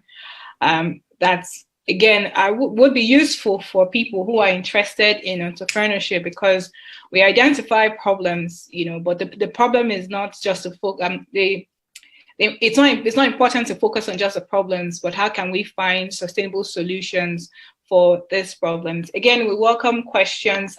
Victoria is asking Dele, and Victoria is asking, do you think a private institution is allowed to take excuse me, the citizen censor and move the identification of Nigeria forward? I'll take the question again. Do you think a private institution is allowed to take the citizen censor and move the identification of a Nigerian forward? I'm not sure I understand your question, Victoria. Victoria, would you want? I think I do. Yeah. Okay. So if I'm correct, I think she's asking if a private institution can collaborate with the government to solve this identity problem, like collaborate and you know, to help the government in doing the identification for every Nigerian. So yeah, it's very possible. I think the government, the private institution can collaborate with the government, but the government has to allow that to happen. I feel like there are a lot of companies that are also data driven. So if the government can collaborate with them, I'm sure it's going to help a long way. So why not? If I personally feel like the government alone cannot do it, they can't fix the problem. Everyone has to be part of, you know, this part of solving this problem. And that's how it is in other parts of the world, you know, with government collaborating with the private institutions. Even in the US, they collaborate with even tech companies like Facebook, Google, to also tackle some of these issues. And for their next even ventures like the space exploration, you will see that they are partnering with Elon Musk's company to do that. So yeah, governments can collaborate with private institutions to solve the issue of identity. Yeah. Absolutely. Thank you so much for your answer. Marinette is concurring. She said, you're right. African countries aren't trusted for anything. They are known for doing fake things always, and it's really affecting us, a lot of us out here. So I'm guessing Marinette is not in an African country. So again, the negative perception about Nigerians and Africans in general, the way we speak about ourselves also affects the way people look at us. In Igbo, they normally say, "If it as essentially what it means is, what do you call your dog? That's what it is. Answer, right? So it is what it is. And I know that it's so difficult because sometimes it can be so painful when we see things that are not going right. It's painful not to react. It's painful not to vent, to be angry. But it is what it is. We need to also take cognizance of that, to recognize that this is how people forge opinions about us. This is how people forge ideologies or identity about us, which sometimes are not always true. Okay, so it's just something that we also need to reflect on. How do we communicate about our identity? How can we even be ambassadors? How can we sell our country? I know it's hard, but these are things that we need to talk about. We need to change the narrative. We need to tell a different story about us. Now, nobody can do it for us. It is us, you, me, every other person who can do this. So thank you so much, Dele. I don't know if anyone has a contribution to quickly add to what Marinette and Badmus mentioned about the vaccination saga all over Nigeria. He mentions we're just good at tagging ourselves negative via social media. Again, someone concurring about the negative perception or narrative about ourselves. I was just wondering, just again, giving an opportunity for anybody to contribute or ask questions. Does anyone have any questions for Dele, or does anyone want to contribute to what Dele has said? Okay, right. I think we need to move on. Thank you so much, Dele, for your time, for the presentation that you've given. There are a lot of thought-provoking questions that, for me personally, I have collected from what you have, what you've given us this evening. The next thing is, how do we make sense of all of this? But really, this is why we are here today. And when we take on board all of this, things that we've observed, these questions, and then what can we do to make a difference? So thank you, Dele, and thank you so much for your time. Thank you. Thank you. Now, just getting to the last speaker, I know that this has, kind of extended past the time that we anticipated it, to happen. But I hope that you're enjoying this session so far. Can I just ask Rufai to please take the stage? Rufai will be speaking to us about the Nigerian factor and the power of resilience. Hi, Rufai. Thank you so much, Chiamaka. Thank you so much, if you guys can hear me. And I'm also having this session go on Twitter Spaces. So it's also on my Twitter Spaces if you're on Twitter. And thank you guys so much from Twitter Spaces. I mean, I'm really excited at the quality of conversations we're having because I love conversations. I feel the secret of any advancement is the power of the conversations they have. And it's the kind of conversations they have that tips the balance. And also in conversations, we can learn a lot, but I would like to disagree with some speakers. Nigeria is not a hopeless case, maybe because I see from a vantage position before I speak about the power of resilience. I'm not undermining the fact that we've got problems, we've got challenges, but we got to love our country. So I'll give you an instance. I'm happy you raised the case of vaccination. When the UK banned Nigeria, I've never said this in public, but I was part of those that pushed for that ban to be upturned. I know the work I did with the government of Nigeria, and these are the things I do for my country. And I know the pressure I put on Katrina Land and Ben from the British High Commission here to let them see that they're making a terrible mistake and they have to change that ban once and for all.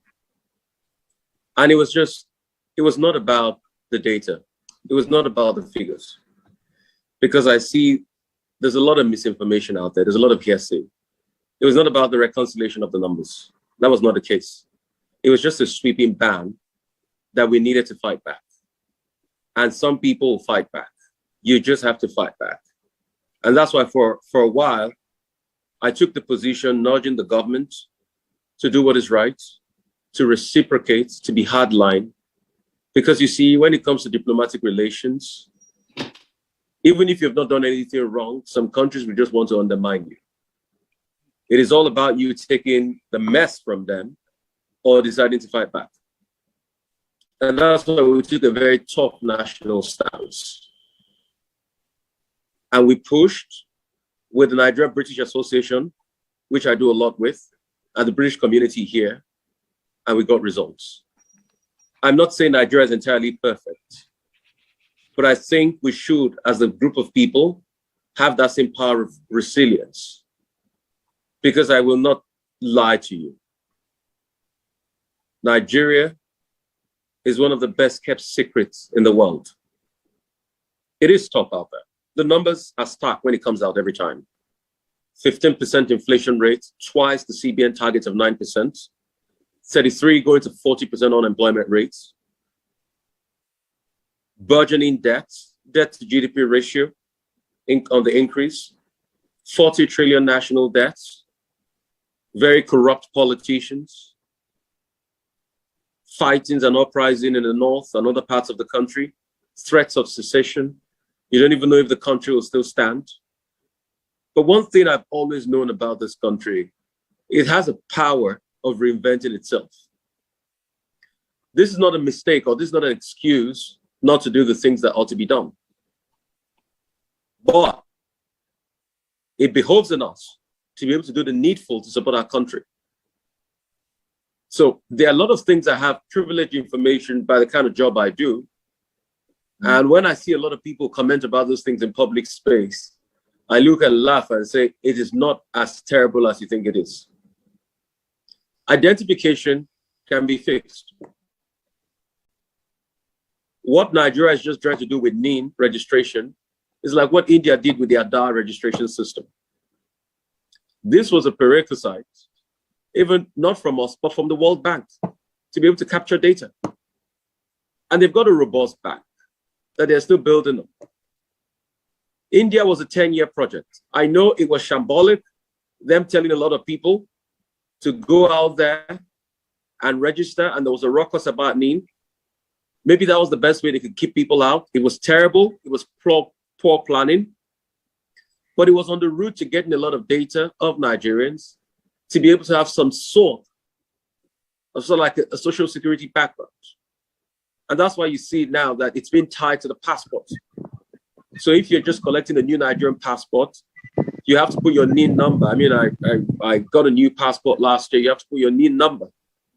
And it's the path. It took India about 10 years to be able to get it working. So these are some things that are happening. And that's why I say Nigeria is not a hopeless case. Nigeria is not a hopeless case because, and you have to be resilient, because this is still the economy that gives you about 35% return on investment, come what may. And that's why you see a lot of portfolio investments, albeit they might be going, they might make short-term investment, but they're still swarming into this market. Because this is the big apple. We can talk about Ghana all we want. I've done a lot in the Ghanaian market. We can talk about Ivory Coast. I do businesses across Africa. But I bet you won't get the return like you get in Nigeria. You will not get the capacity of return like you get in Nigeria, a big market with a lot of possibilities. I know there's red tape, but there's red tape every part in the world. Even in the UK, in the West you stay, we know how it works. But we need to be resilient, look inwards, and start to believe that things can be possible. Because I keep arguing, nobody's going to change Nigeria for you. You can go anywhere in the world, go to the West, get the knowledge, but nobody's going to change the country for you. Oh, you might say the politicians will shut us out, but there are still people that make the very best out of this mad situation. I tell the story to the high heavens, the story of somebody I call Auntie Funke, very dear to me. Auntie Funke had a major setback 10 years ago. She was called in on the Nitel deal with Fola Adeola and a couple of other people. The Nitel deal didn't fall through. Auntie Funke used to be a chief engineer with Verizon in America. And she came here and she set up Main One. It was crazy when she set up, because she had to raise over $200 million in a country where a lot of people didn't believe in patient capital. But these same Nigerians invested in her and they were patient with her. Recently, she closed a deal for $320 million. Equinox came to buy over Main One. And when you look at it, possibilities abound. She's still on the board of Main One, made some cool cash for herself, but it's the power of belief and resilience that kept her going. Was it easy? No, it was tough. I could say I was part of Main One because I was in charge of organizing all the Neds Unite, all the exposure and all of that. I knew about all the project when the first data center went out in Lekki. I knew the logistical nightmare she went through, but she kept on pushing because it is not easy anywhere in the world. At the start of every year, I take out time to read the words of Marcus Aurelius, Meditation. And Marcus Aurelius will always say that the obstacle lies the way. It is where you see obstacle that is the way. And I'd encourage a lot of people to read it. You know, I'm sort of a stoic in my head. And when I see pain and pressure, I also remember that diamond is made over pain and pressure. I'm not saying it's perfect down here, but I'm saying who's going to build it for us? We have to stay resilient in this market because this is the only market we have. And all the countries we keep arguing that we keep going to, they built their country when the country screwed up. Canada, you complain about high interest rates in Nigeria. Canada in the 70s had over 17% interest rate. Canada was about breaking into two countries. The Front La Libération de Québec, the Québécois, were fighting the other parts of Canada. They wanted to secede. But the Canadians fixed their country. Yes, there's an argument about leadership. In Canada, it was Elliott Trudeau. We might not be able to find that leader yet, but we keep pushing. Because the journey, it's not always easy. Trust me, it's not always easy. It's a hard-won fight. But what would you rather do? You can take the high road or you can fight. But if you take the high road, you'll know that, see, there are a lot of possibilities you can build in this country, but every nation has its own problem. The UK has got energy crisis. They've got Bojo. They've got other crises going on. America is not immune. They've got problems. There are problems everywhere in the world. But what are we going to do, really? Are we going to leave it alone and just walk away? We have to make it work. And that's why it's a clarion call today. How do we make it work? Through the capacity of resilience. We just have to stick it out. People created something out of nothing. In this same country, where a lot of people never believed in possibility, the likes of Shewa created Naira Land. The likes of Adewale Yusuf created Tech Point. I'll tell you about Wale because I know Wale, because I know when he started Tech Point. Wale came to Lagos because his parents couldn't send him to school. When Wale came, Wale used to be a security man and slept under the bridge in Lagos. And that was Wale's lot. Wale picked up a camera. He was being laughed at the company he was worked for, but he was passionate about photography, so he kept on pushing. But he was passionate about tech too. So he started writing tech stories and he would go out and take the photographs. A lot of people would laugh at Wale, but we kept on pushing. I was part of that story because I was the MC of the first Tech Point build. When nobody gave Wale a chance, we pushed. Before you know it, help came. And you see, if you're resilient enough, help will always come. Help will always come. He got the first investment. Then the rest is history. Today, Tech Point stands on its own. It pays its bills. Wale has since moved on to other things. Alt School, where he teaches other people how to code. And he set up Talent QR, where he can make talents for the next generation. Wale could have given up and looked for the next visa out of the country when he was sleeping under the bridge in Lagos. But you know, Wale said, I stay here or I go home. And he made it work. And it's not always easy.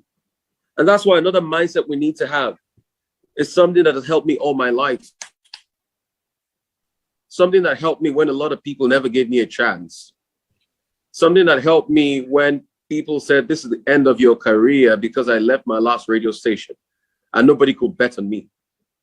Something that helped me when I joined Arise and a lot of people laughed at me and said, oh, if it was channels I joined, they would have said I joined a TV station. But the words of Rumi kept me. Rumi said something, I'll tell you. Rumi said, live life like everything is rigged in your favor.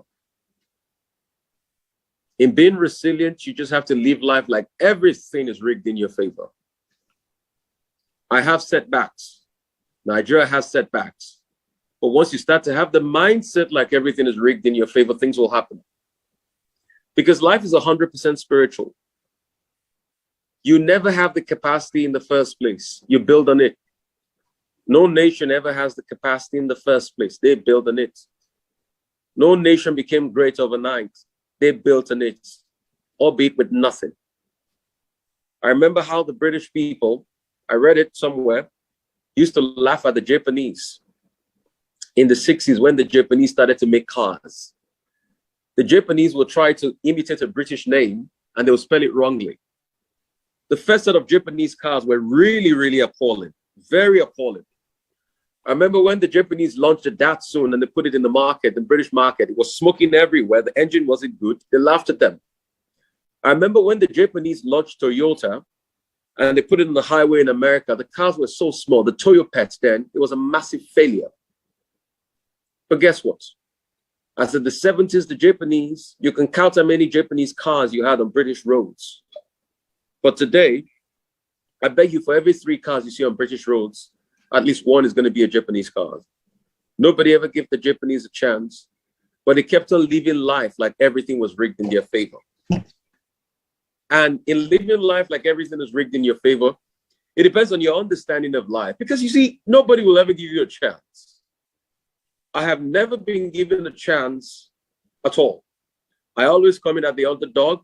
A lot of people look at my face and say, oh, what does he know? He looks like a 6-year-old.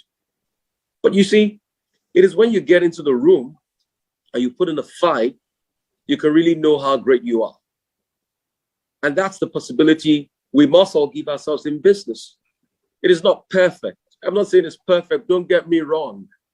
I confess to you, Nigeria can be shitty sometimes. It's happened to me many times. I've had to walk away from deals because of corruption. And I say, oh, dear, the Nigerian factor. But what will I rather do? Will I take the high road or will I stay? Another thing you have to understand in building resilience in this market that looks almost insurmountable. And trust me, you have enough negative things to say about this country. You wouldn't run out of things to say. But I tell you, another thing you should remember is that, see, you can cry because the sun has left your life. But please be careful the way you cry, because your tears can prevent you from seeing the stars. So we can cry that it's all terrible out here, but be careful the way you cry, because it can prevent you from seeing those little possibilities. Possibilities like affects that created an exchange for cereals and crops. They had challenges, but they're still building. Possibilities like my very good friend saw when everybody said Nigeria should not be given a chance. But he left his tutorship job in Bristol and he came back to Nigeria to build Town Talk. It was hard when he started, but today, Town Talk is one of the biggest data mining and providing companies. They launched a security app called Area, where they give monthly reports on security situations in the country. Possibilities that he could have said back and say nothing works in Nigeria. And for good measure, in the same Nigeria where nothing works, they just raised over 340,000 US. Possibilities abound. We can cry all we want and say things don't work. But as of today, I know a boy that once slept under the bridge in Lagos that has raised 10 million US to invest in this same economy. He once slept in the bridge of Lagos. And I'm not saying he slept in the bridge of Lagos in the year 2000. As at year 2013, he was sleeping in the bridge of Lagos. But this same Nigeria afforded him the opportunity. And that's why I make a strong case for resilience. We're not there, we've got challenges, it's imperfect.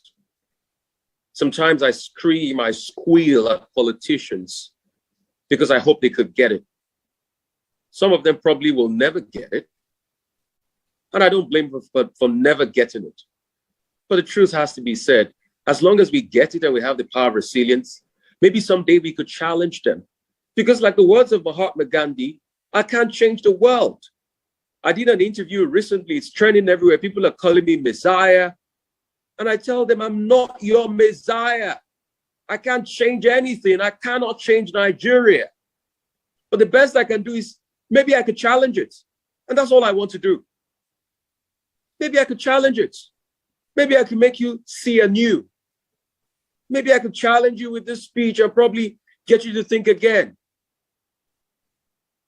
But you know, sometimes we look at the dream too big because we want to change Nigeria. Probably, maybe you don't really need to change Nigeria. Maybe you just need to challenge it in its own little space. Because the same Britain you're running to was challenged by a certain man called William Beveridge, that after the Second World War, when Britain lied in ruins, wrote a treatise on a book called The Five Giants. And he argued strongly that these five giants, if the problem of health, sanitation, squalor, and education is not fixed, Britain's Commonwealth will not last. And what led them to setting up the NHS was because of that paper by William Beveridge.